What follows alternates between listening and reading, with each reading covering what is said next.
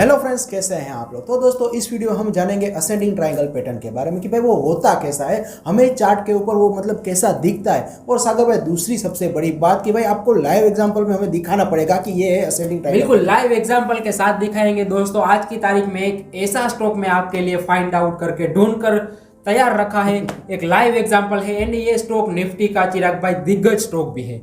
And दूसरी सबसे बड़ी बात कि ये स्टॉक पिछले एक साल से चला भी नहीं है, यानी कि इतनी बड़ी चाल जो मार्केट में आई उसमें स्टॉक ने बिल्कुल भी आउट परफॉर्म नहीं करा है। और दूसरी उससे बड़ी बात यह है कि ये स्टॉक पिछले 3-3.5 सालों से करेक्शन में है। और तीसरी सबसे बड़ी बात यह है कि 3-3.5 सालों की करेक्शन जो है वो कभी भी आने वाले महीनों में खत्म भी हो सकती है। तो ये वीडियो में दोस्तों आपको असेंडिंग ट्रायंगल पैटर्न क्या होता है ये सीखने को मिलेगा।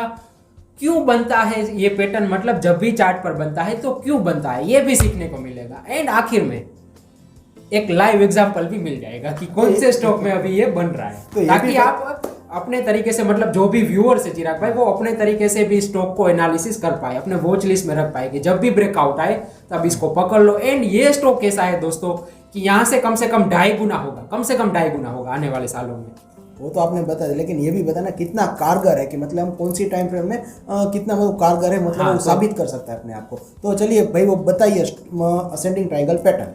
तो असेंडिंग ट्रायंगल पैटर्न के ऊपर दोस्तों, मतलब ट्रायंगल पैटर्न के ऊपर हमारी ये तीसरी वीडियो रहने वाली है। पहली बार हमने सिमेट्रिकल ट्रायंगल को मतलब जाना था कि वो किस तरीके से होता है, क्या क्या मतलब उसके रूल रेगुलेशन है। दूसरी बार हमने वीडियो बनाई थी डिसेंडिंग ट्रायंगल पैटर्न के ऊपर। एंड हर बार मैंने दोनों वीडियो में ये भी कहा था कि ट्रायंगल पैटर्न जो होते हैं उनके 3 प्रकार होते हैं। तो 2 के ऊपर वीडियो बना ली, अब ये आखिरी नमूना रह गया था। तो मैं भी थोड़ा वेट कर रहा था कि ये स्टॉक थोड़ा ठीक ठाक एक जगह पर आ जाए, फिर इसके ऊपर अच्छे वाले मौका देखकर वीडियो बनाई जाए। तो ये तीसरा रहेगा असेंडिंग ट्रायंगल पैटर्न। तो असेंडिंग ट्रायंगल पैटर्न दोस्तों लाइव मार्केट में लाइव चार्ट के साथ मैं आपको यहाँ पर सिखाने वाला हूँ। तो ये लाइव चार्ट उस स्टॉक का आपकी स्क्रीन पर आता हुआ। एंड जैसा कि दोस्तों हम चार्ट पर देख सकते हैं कि मार्च 2020 में जब कोरोना के कारण पूरी मार्केट में गिरावट स्टार्ट हुई तो ये स्टॉक भी गिरावट से बाकात नहीं रहा। तो 510-520 रुपए से इसमें गिरावट की शुरुआत जो है वो हो जाती है। एंड 500 रुपए वाला स्टॉक 2 या 3 महीनों के अंदर गिरते गिरते 250 रुपए तक आ जाता है। तो हमें सबसे पहले जब भी दोस्तों किसी स्टॉक में असेंडिंग ट्रायंगल पैटर्न बनता है, सबसे पहले हमें 2 पॉइंट मिलते हैं। यानी कि पहला पॉइंट चिराग भाई जहां से इस करेक्शन की शुरुआत होती है, एंड दूसरा पॉइंट हमें तभी मिलेगा जब इस करेक्शन खत्म होकर वहां से स्टॉक थोड़ा बहुत ऊपर आ जाएगा। क्योंकि जब तक ऊपर नहीं आएगा तब तक हमें पता नहीं चलेगा कि बॉटम कहां पर स्टॉक की बनी है। तो पहले हमें उसमें 2 पॉइंट मिलेंगे। पहला वो हाई मिलेगा जहां से इसकी करेक्शन की शुरुआत हुई, दूसरा पॉइंट जहां से इसकी मतलब बॉटम कंफर्म हुई कि हाँ भाई पहली बॉटम लग चुकी है। वहां से एक शार्प उछाल, एक बहुत तेज चाल वहां से देखने को मिलेगी। यानी कि जैसे ही ये नीचे आएगा उतनी स्पीड से ये स्टॉक वापस से ऊपर आ जाएगा। तो 2 पॉइंट हमें मिल जाते हैं। मतलब यहाँ से ये शुरुआत होती है पैटर्न की। तो उसके बाद क्या होता है, फिर ये स्टॉक वापस से ऊपर की तरफ चलते अपना जो पुराना हाई होता है, यानी कि जहां से इस करेक्शन की शुरुआत हुई थी उसके आसपास पहुंच जाता है। यानी कि उस हाई के ऊपर भी थोड़ा बहुत जा सकता है, थोड़ा बहुत नीचे भी रह सकता है। अब आप लोगों ने गूगल वाले वीडियो बहुत सारे देखे होंगे, गूगल पर इमेजेस भी देखी होगी, यूट्यूब पर जो भी लोग आपको समझाए होंगे असेंडिंग ट्रायंगल पैटर्न उसने भी ये समझाया होगा, जो आपको वहां पर इमेजेस दिखाई होगी।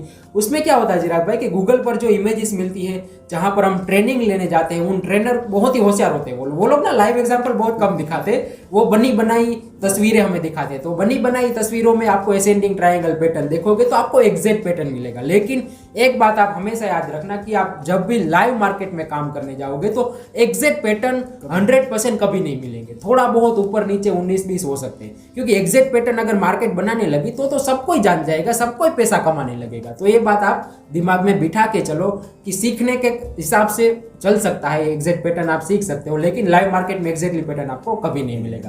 तब ये ट्रायंगल पैटर्न के ऊपर वापस आते हैं। तो दोस्तों हमें चार्ट पर 2 पॉइंट मिल गए। पहला पॉइंट जहां से करेक्शन की शुरुआत हुई, दूसरा पॉइंट जहां पर स्टॉक की बॉटम लगी। फिर वहां से होगा क्या कि ये स्टॉक वहां से एक बहुत शार्प पुलबैक दिखाएगा। एंड आखिर में मतलब बीच में ही बता दूं कि ये असेंडिंग ट्रायंगल पैटर्न एक चिराग भाई बुलिश पैटर्न माना जाता है। बुलिश पैटर्न क्यों माना जाता है उसके लिए आपको ये वीडियो पूरी देखनी पड़ेगी। तो हमने बात करी थी कि ये स्टॉक वापस से एक बार अपने हाई के आसपास पहुंच जाता है, फिर दोबारा इसमें सेलिंग प्रेशर देखने को मिलता है। यानी कि हमें तीसरा पॉइंट मिलता है, सेम हाई मिलता है जहां से इस करेक्शन की शुरुआत हुई थी, वहां से वापस ये स्टॉक पहुंचकर दोबारा करेक्शन की शुरुआत करता है। लेकिन जब दूसरी बार चिराग भाई इसमें करेक्शन आएगी तो वो करेक्शन अपने पुराने वाले लो को नहीं काटेगी, यानी कि दूसरी बार जब इसमें करेक्शन आएगी तो हमें एक हायर बॉटम या तो फिर हम कह सकते हैं कि हायर लो देखने को मिलेगा। यानी कि ये एक पैटर्न में दोस्तों ऐसा बार बार होगा, बार बार ये स्टॉक अपने हाई के आसपास जाएगा, वहां पर सेलिंग प्रेशर की वजह से फिर से एक बार करेक्शन आएगी।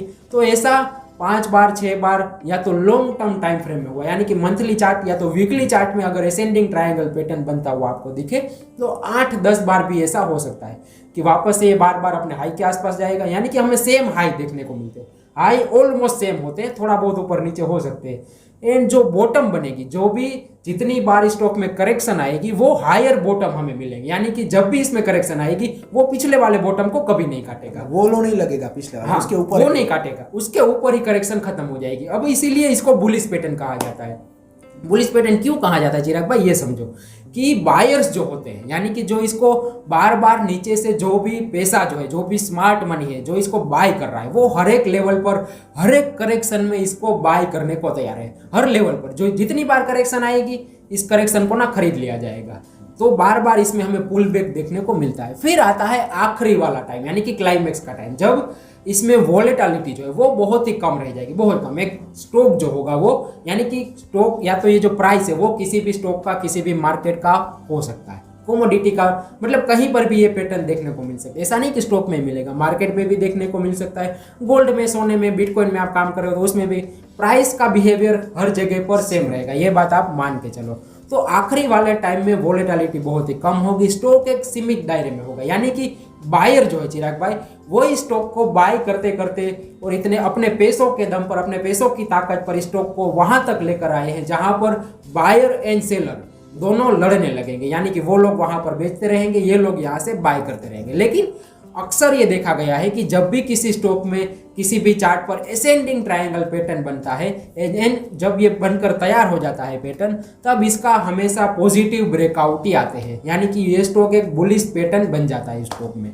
आप लोगों ने सीख लिया होगा कि सेम हाई देखने को मिलता है, हायर बॉटम देखने को मिलती है। एंड जब हम इस पूरी पैटर्न को एक आकृति के साथ, मतलब वहां पर लाइनें लगा दोगे आप, तो आपको एक असेंडिंग ट्रायंगल पैटर्न तैयार होता हुआ नजर आ जाएगा। एंड अभी जो भी आपने ये चार्ट देखा, ये भी एक लाइव चार्ट बना हुआ है, और ये लाइव चार्ट है चिराग भाई बीपीसीएल का, भारत पेट्रोलियम का, जो अभी 500 रुपए के आसपास चल रहा है। एंड 500 रुपीज के आसपास दोस्तों स्टॉक के लिए लास्ट रजिस्टेंस है।